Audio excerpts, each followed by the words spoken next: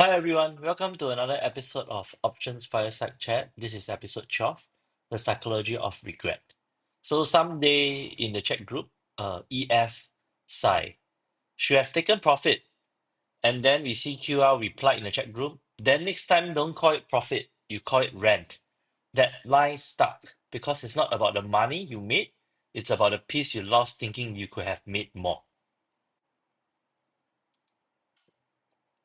So this is the quiet poison of regret here. The setup is that after a week of sideways chop, EF's short puts expired worthless, but he didn't hold on to expiry. He closed them early for a smaller gain, playing it safe. The trades were green, the logic was sound, but emotionally he felt cheated. The trap is as if the market had stolen something that could have been his.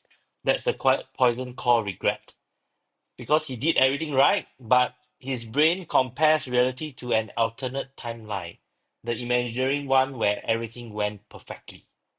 So that's where traders start losing peace even when they are winning. So this is the illusion of more. Because regret is comparison. It is not about loss, it's about the illusion of more. Every chart shows you what could have been. Every expiry you exited early looks perfect in hindsight.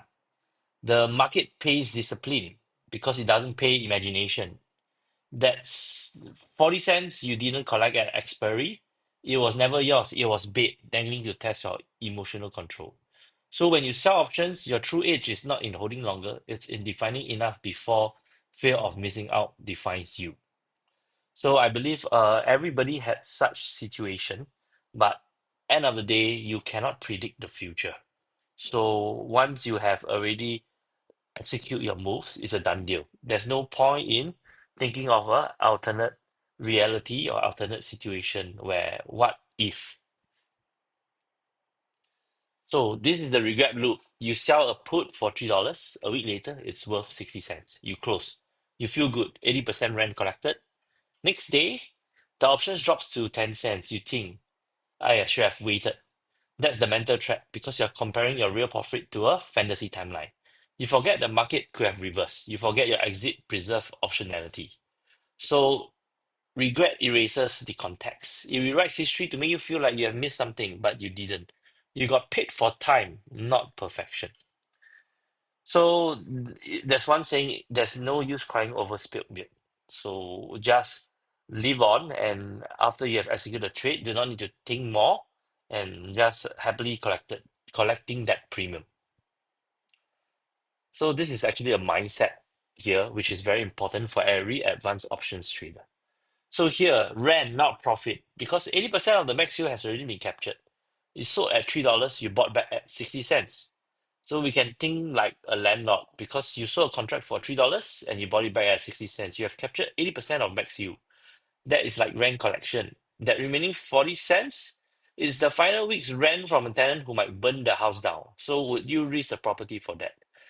That's why the clock is never guaranteed to reach expiry. Sometimes it breaks early. So treat every close as rent collected, not profit missed. So premium is not a promise, it's a negotiation between risk and time.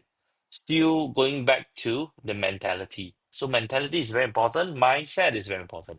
This will actually shape how you make your decisions in the options market, how you execute your trades. So that's why fundamentals and mentality mindset are very important. It has to be correct from the start. So this is the math of the emotional equilibrium. In behavioral finance, regret is anchored to counterfactual thinking, comparing outcomes that never actually occurred. The more you imagine what if, the less satisfied you become, even with positive results. In options, this is deadly because every trade could have been better. There's always more premium left, a better strike, a cleaner roll. So here are some of the rules here. Define your expected return threshold. What's your target yield per week? So for advanced options trader like me, I would define it as 1% per week. Some could define it as 0.5%, some could define it as 2%. It depends on your own philosophy and your own strategy. And exit threshold, set 70 to 80% profit or fixed theta decay triggers. So for me, I would just look at 50% profit. More than 50% profit has been taken, then I would try to close the position or I will roll the position or I will stagger the position, or I will even ratchet the position up. And emotional stop. I'll take this gain and move on. So this is a very powerful thing here. Is the mindset and mentality. So the structure immunizes you from regret because once your system defines enough, you stop chasing ghosts. This I totally agree. So the will as the real estate. Your portfolio is your property. Each put you sell is a tenant renting your capital. Each week you collect rent. And sometimes you collect full rent, sometimes partial. Sometimes the tenant moves out early. That's fine.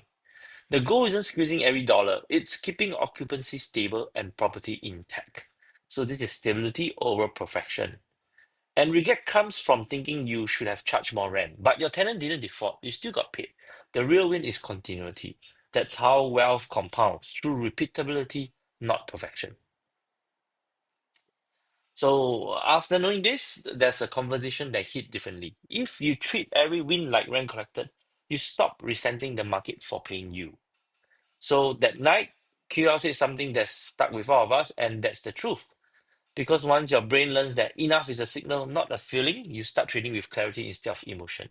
So regret fades when you name your satisfaction level before the outcome. So the underpaid trader here, a trader without definition will always feel underpaid. He always thinks the market owes him more. The market is truth, but the market owes you nothing. It only rewards the calm.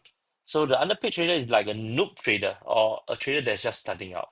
So that's the difference between a advanced trader and a novice trader here.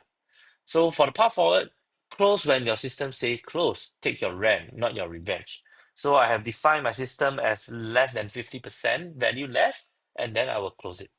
So everybody has a different percentage level. It really depends on your risk level. So peace compounds faster than capital because the moment you stop demanding perfection, you start compounding peace, and peace compounds faster than capital. So this is options fireside chat where conviction meets decay, where every trade teaches you more about yourself than the ticker. And beyond money management, discipline isn't just about money management; it's about emotion management. And master regret, master longevity. And the trader who master this, the trader who masters regrets, masters longevity. So uh, that's all for today. Stay tuned for more options fireside chat, episode 13. And remember to like this YouTube video, subscribe to this YouTube channel, and also turn on your notification bell. So have a great day, everyone. Signing off here.